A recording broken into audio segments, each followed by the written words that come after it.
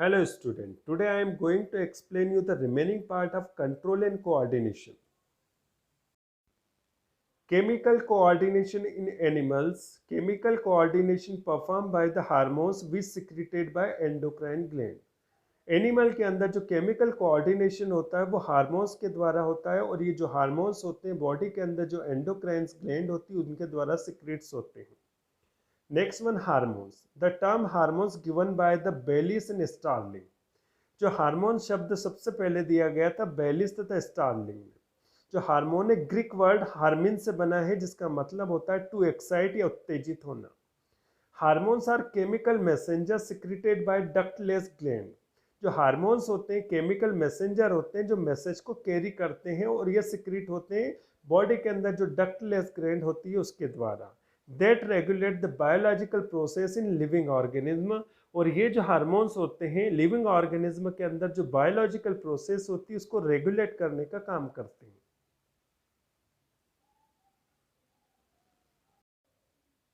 Characteristic of hormones. Secreted by living cell and work as a chemical messenger.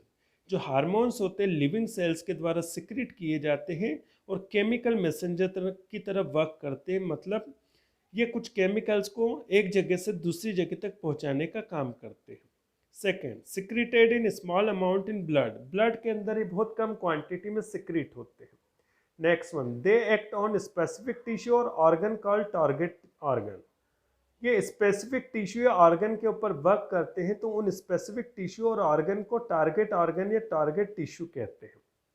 Hormones generally slow in action. जो hormones का body के अंदर action होता है वो स्लो होता है.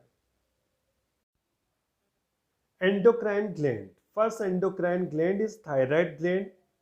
It is the largest endocrine gland of body. ये बॉडी की सबसे बड़ी एंडोक्राइन ग्लैंड होती है जो बाइलोब्ड होती है और इसका जो शेप होता है एच या बटरफ्लाई के समान होता है. ये नेक वाले रीजन में सिचुएटेड होती है. इसके द्वारा 3 हार्मोन सिक्रेट किए जाते हैं T3, T4 तथा कैल्सिटोनिन. थायरॉक्सिन हार्मोन को T4 हार्मोन कहते हैं तथा T3 हार्मोन को ट्राईआयोडोथायरोनिन कहते हैं. अब देखेंगे इनके functions. They regulate the basal metabolic rate of body. ये बॉडी के BMR मतलब बेसल मेटाबॉलिक रेट को रेगुलेट या मेंटेन करते हैं. They promote the growth of body. ये बॉडी की ग्रोथ को प्रमोट करते हैं. तो इनका अगर सिक्रेशन में बॉडी में ज़्यादा होता है तो उस कंडीशन में आपकी बॉडी की ग्रोथ ज़्यादा होती है और अगर ये बॉडी के अंदर कम सिक्रेट होंगे तो बॉडी के अंदर जो ग्रोथ है वो कम होगी और व्यक्ति बोना रहेगा. दे stimulate tissue differentiation. Therefore they affect the Metamorphosis of tadpole into adult frog. ये टिश्यू डिफरेंशिएशन की प्रोसेस को स्टिमुलेट करते. इसी कारण जो टेडपोल होता है फ्रॉग का जो लार्वा होता है टेडपोल होता है वो कन्वर्ट हो जाता है एडल्ट फ्रॉग में. लेकिन अगर टेडपोल के अंदर थायराइड ग्लैंड को निकाल दिया जाता है तो जो टेडपोल होता है वो लाइफ टाइम टेडपोल स्टेज में ही रहता है. वो कभी एडल्ट फ्रॉग में कन्वर्ट नहीं हो पाता है. Next one, control the working of kidney. ये किडनी की वर्किंग की प्रोसेस को कंट्रोल करता है. Next one, calcitonin regulate the concentration of calcium and phosphorus in blood. जो कैल्सिटोनिन होता है ब्लड के अंदर कैल्शियम तथा फास्फोरस की क्वांटिटी को रेगुलेट या मेंटेन करता है. Disorders of thyroid gland. यदि बॉडी के अंदर जो थायराइड हार्मोन्स होते हैं बहुत कम क्वांटिटी में सिक्रीट होते हैं और बहुत ज़्यादा क्वांटिटी में सिक्रीट होते हैं तो इन दोनों ही कंडीशन में बॉडीज़ में कुछ एबनॉर्मलिटी शो होती है जो कि होती है एक्सोप्थेल्मिक गोइटर, जिसके कारण गर्दन जो होती है वो स्वेलअप हो जाती है, आंखें बाहर की तरफ आ जाती है, फेस खुल जाता है, ऐसा लगता है व्यक्ति फियरिंग कंडीशन या डरी हुई अवस्था में होता है. सेकेंड आता है क्रिटिनिज्म. क्रिटिनिज्म में क्या होता है कि जो बच्चा होता है वो बोना हो जाता है. और नेक्स्ट वन है myxoedema. Next one iodine deficiency goitre. अगर बॉडी के अंदर आयोडीन की डेफिशिएंसी हो जाती है तो उस कंडीशन में गोइटर नामक डिजीज हो जाती है. जो आपकी थायराइड होती है वो स्वेलअप हो जाती है और बढ़ जाती है. It cause the deficiency of iodine in diet. जो भोजन में अगर आयोडीन की डेफिशिएंसी होती है तो उसके कारण गोइटर होता है. The disease is common in hilly areas. ये जो डिजीज होती है पहाड़ी क्षेत्रों में रहने वाले लोगों में सबसे ज़्यादा पाई जाती है. It causes the enlargement of thyroid gland, जिसके कारण थायराइड ग्लैंड ज़्यादा क्वांटिटी में थायराइड ग्लैंड के हार्मोन्स को फॉर्म करने लगती है, जिसके कारण ये साइज में बड़ी हो जाती है। अगर इसका प्रॉपर ट्रीटमेंट नहीं किया जाता है तो ये लाइफ टाइम इसी स्टेज में मतलब एनलार्ज स्टेट में रहती है, जिसको गॉइटर कहते हैं। In our country, the common salt is iodized to provide the required the iodine to the thyroid gland.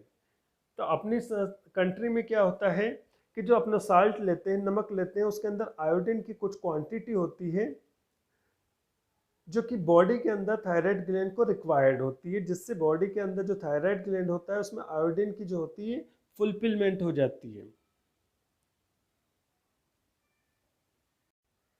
Second endocrine gland is pancreas.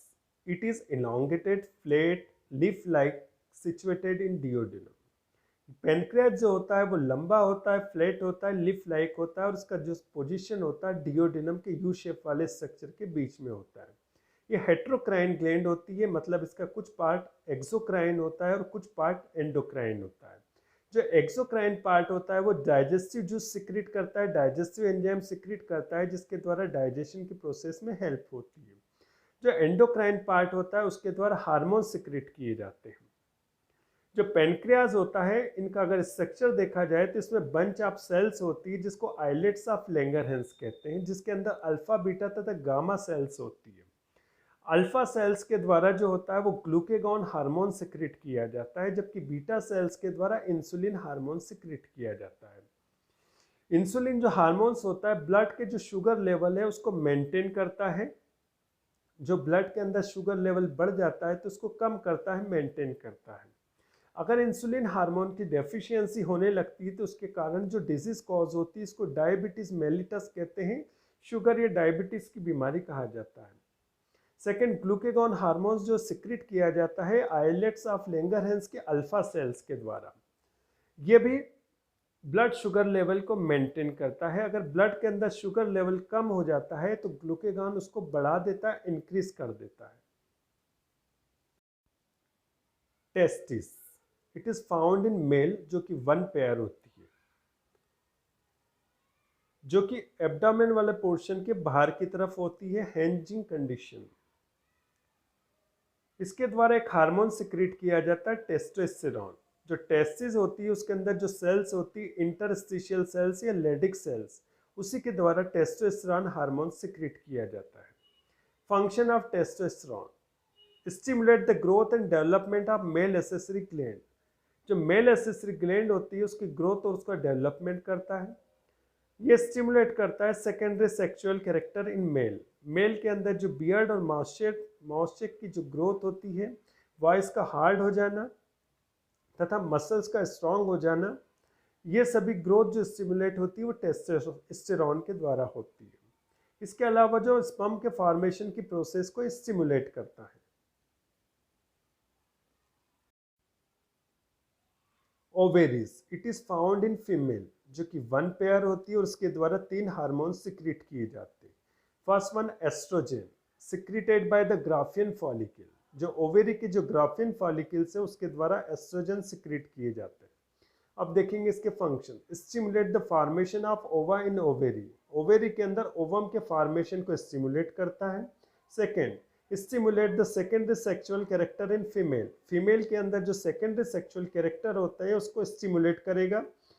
Next hormone progesterone, secreted by the corpus luteum. जो ovary के अंदर corpus luteum है उसके द्वारा progesterone hormone secrete किया जाएगा। अब इसके फंक्शन देखते हैं। Maintain the pregnancy by the suspending ovulation, ये ओव्यूलेशन की प्रोसेस है, ओवा के फॉर्मेशन की प्रोसेस को रोक देता है जिससे प्रेगनेंसी पॉसिबल होती है। Second, stimulate the thickening of uterine wall during the menstruation cycle. जो मेंस्ट्रुएशन साइकिल होती है उस दौरान जो यूटेरस की जो वॉल होती है उसको थिक कर देता है। Third hormone relaxin hormone, secreted by the corpus luteum. It is secreted by the during the child birth, जिससे चाइल्ड बर्थ की जो प्रोसेस होती है वो इजीली हो जाती है।